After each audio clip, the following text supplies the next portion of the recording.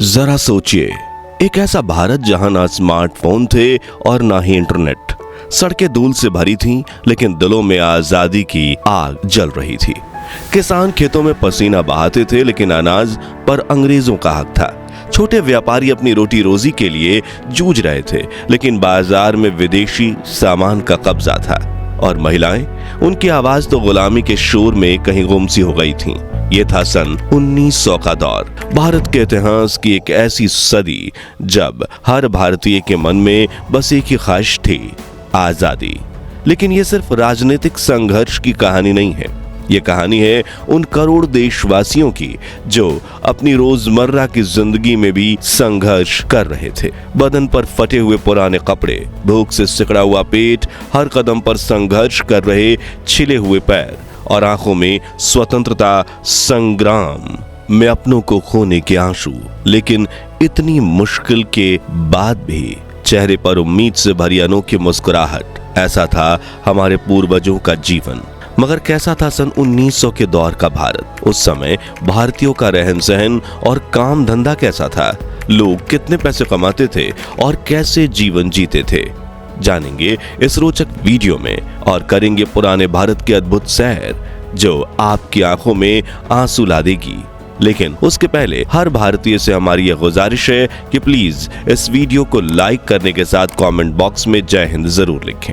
अंग्रेजों का शासन, काम धंधा और कमाई।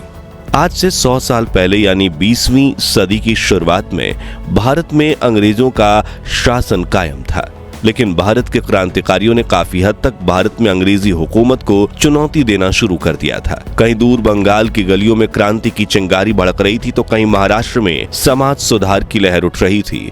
कुछ नौजवान अहिंसा का रास्ता चुनकर आजादी का आंदोलन कर रहे थे, तो कुछ ने हथियार उठा लिए थे। मगर स्वतंत्रता की लड़ाई के साथ परिवार का पेट पालना भी जरूरी था। इसलिए लोग मुख्य 2 तरह के काम करते थे, पहला खेती और दूसरा कारखाने में मजदूरी।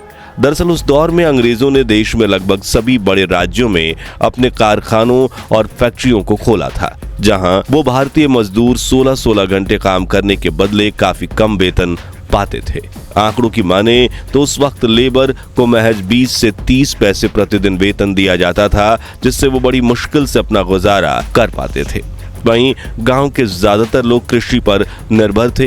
वो महीनों की मेहनत से अपनी जमीन के छोटे से टुकड़े पर फसल उगाते थे और अंग्रेज उनसे कम दाम में खरीदकर फसल को ब्रिटेन में भेज देते थे और बचे हुए से ज्यादा पैसे साहूकार से वसूल लेते थे, क्योंकि उस वक्त लगभग सभी किसानों के सर पर कर्जा होता था, जिसके बाद अंग्रेज उनसे लगान वसूलते थे।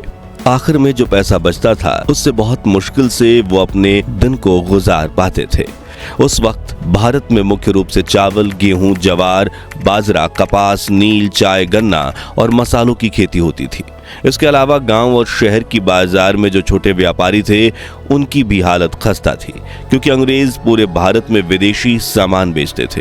इसलिए तो सन 1920 में महात्मा गांधी ने विदेशी प्रोडक्ट्स के खिलाफ असहयोग आंदोलन की शुरुआत की थी, जिससे अंग्रेजों के पैर लड़खड़ा गए थे। लेकिन फिर किसी कारणवश गांधी जी ने वो आंदोलन रोक दिया। वहीं अंग्रेजों ने भारत के विभिन्न राजाओं से भी कर वसूलना शुरू कर दिया था, जिस वजह से उनके पास काफी बड़ी मात्रा में भारतीय खजाना इकट्ठा हो गया था। जबकि सोने की चिड़िया कहा जाने वाला भारत अब कंगाल हो रहा था। उस वक्त देश में नोटों का चलन बहुत कम था, ज्यादातर सिक्के ही चला करते थे। आज की तरह उस दौर में लोगों के पास ज्यादा पैसा नहीं हुआ करता था, और अगर किसी के पास 4 से 5 रुपए के सिक्के होते थे तो वो उन्हें मटके में डालकर अपने घर और खेती की जमीन में गाड़ देते थे, क्योंकि उस जमाने में बैंक और लॉकर जैसी चीजें नहीं हुआ करती थी। रहन सहन और पहनावा। उस दौर में महिलाएं सूती साड़ियां पहना करती थीं। हालांकि हर राज्य की महिला का साड़ी पहनने का तरीका थोड़ा अलग था, जैसे कि आप इन तस्वीरों में महिलाओं के अलग अलग पहनावे देख सकते हैं। दूसरी तरफ गांव के पुरुष धोती और कुर्ता पहनते थे। हालांकि शहरों में रहने वाले पुरुषों ने जब कोट पैंट पहनना शुरू कर दिया था ताकि फैक्ट्री में काम करने में सहूलियत हो, जबकि छोटे बच्चे तो निकर में ही घुमा करते थे। उस वक्त लोगों के पास कपड़े खरीदने की सहूलियत नहीं होती थी, इसलिए अधिकतर लोगों के पास 2 से 3 जोड़ी कपड़े ही होते थे जिन्हें वो सालों तक पहनते थे। और अगर कहीं से कपड़ा फट जाए तो किसी दूसरे पुराने कपड़े का टुकड़ा लेकर उसी जगह सिल दिया जाता था। लेकिन जब कपड़े पहनने लायक ना बचे फिर भी उन्हें फेंका नहीं जाता, बल्कि बड़े बुजुर्ग सुई धागे का इस्तेमाल करके उन कपड़ों से गद्दा बना देते थे। उस दौर में लोगों का रहन सहन बेहद साधारण था। ज्यादातर गांव और शहरों की मिट्टी, गोबर, घास फूस और लकड़ी का इस्तेमाल करके ही घर बनाए जाते थे। बारिश के मौसम में इन घरों की छतें टपकती थीं, जिससे काफी मुश्किलों का सामना करना पड़ता था। हालांकि शहरों में रहने वाले साहूकार और ब्रिटिशर्स पक्की छत वाले मकान में रहते थे। यातायात के लिए भी गरीबों के पास इंजन वाली गाड़ियां होना किसी सपने से कम नहीं था। लोग साइकिल पर अपने पूरे परिवार को बैठाकर सफर करते थे, जबकि सामान ढोने के लिए बैलगाड़ी और घोड़ा गाड़ी का इस्तेमाल किया जाता था। हालांकि इन वाहनों पर सफर करते हुए कमर दुख जाती थी, क्योंकि ज्यादातर सड़कें कच्ची होती थीं। हालांकि उस दौर के अखंड भारत में सिर्फ 26 करोड़ लोगों की आबादी होती थी। इसी वजह से मकान और इमारतें कम, जंगल ज्यादा हुआ करते थे, जिससे पर्यावरण और वन्य जीव चैन की सांस ले पाते थे।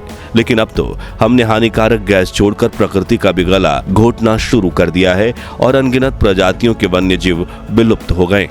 100 साल पुरानी कुछ दुर्लभ तस्वीरें। चलिए अब कुछ दुर्लभ तस्वीरों की मदद से इतिहास के उस दौर को और करीब से देखते हैं जो हमारी यादों से भी खो गया है। ये तस्वीर 17 मई 1934 की है, जब एक बंगाली ने स्वतंत्रता आंदोलन में उग्र हिस्सा लेते हुए बंगाल के गवर्नर जॉन एंडरसन को मारने की कोशिश की और यहाँ इस क्रांतिकारी को पकड़ कर ले जाया जा रहा है। यह तस्वीर 10 अगस्त 1942 की है, जब ब्रिटिशर्स ने महात्मा गांधी और कांग्रेस के बाकी लीडर्स को अरेस्ट कर लिया था और जनता ने उनकी रिहाई के लिए आंदोलन किया। तभी पुलिस ने उन पर टीयर गैस छोड़ा, जिससे बचने के लिए लोग जमीन पर लेट गए थे। ये दुर्लभ तस्वीर 21 अगस्त 1947 को खींची गई, जब विभिन्न धर्मों के लोग मुंबई की सड़कों पर एक साथ आजादी का जश्न मनाने निकले।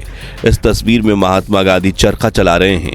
ये तस्वीर 26 अप्रैल 1926 की है, जब ब्रिटिश पुलिसकर्मी कलकत्ता में मजहबी दंगों को रोकने के लिए इकट्ठा हुए थे। इस तस्वीर में महात्मा गांधी लॉर्ड माउंटबेटन और उनकी बीबी से मिल रहे हैं, जो ब्रिटिश इंडिया के आखिरी वायसराय थे। और यहाँ महात्मा गांधी की अंतिम यात्रा निकली है, जिसमें हजारों लोग दिख रहे हैं। कहा जाता है कि उस वक्त करीब 5 लाख लोग इस यात्रा में इकट्ठा हुए थे, जिनमें से हजारों ने शौक में अपने सिर मुंडा लिए थे।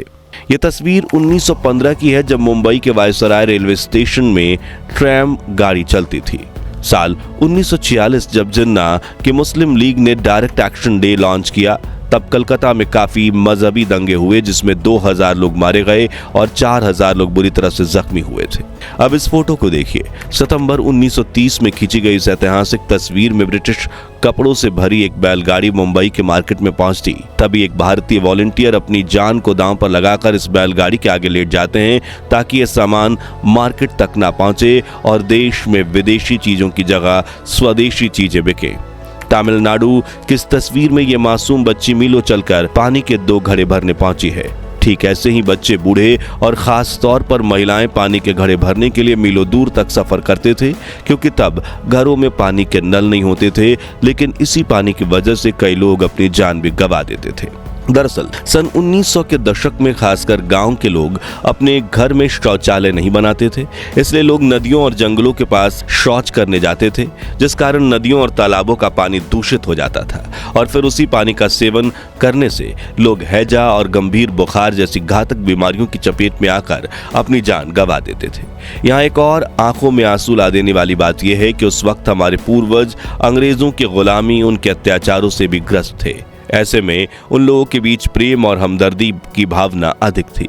लेकिन हालात इतने बुरे थे कि हर साल लाखों लोग भूखमरी से तड़प कर मर जाते थे और हमदर्दी व इंसानियत होने के बावजूद लोग एक दूसरे की मदद नहीं कर पाते थे, क्योंकि उनके पास भी पर्याप्त खाना नहीं हो पाता था।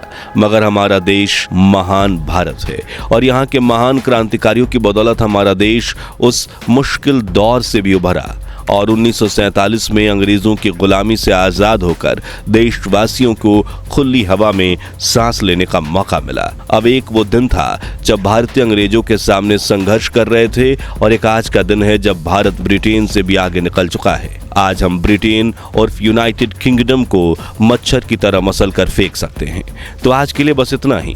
अगर आप भी देश को आज़ादी दिलवाने वाले महान क्रांतिकारियों और हमारे पूर्वजों पर गर्व करते हैं तो उनके सम्मान में कमेंट बॉक्स में जय हिंद जय भारत जरूर लिखें। उम्मीद है आपको ये वीडियो अच्छी लगी होगी। हाँ तो इसे लाइक और शेयर करके हमारे महान भारत के इतिहास को हर देशवासी तक पहुंचाइए और ऐसी ही दुर्लभ वीडियोस के लिए हमारे चैनल को सब्सक्राइब करके पास वाली घंटी जरूर बजा दीजिए। धन्यवाद।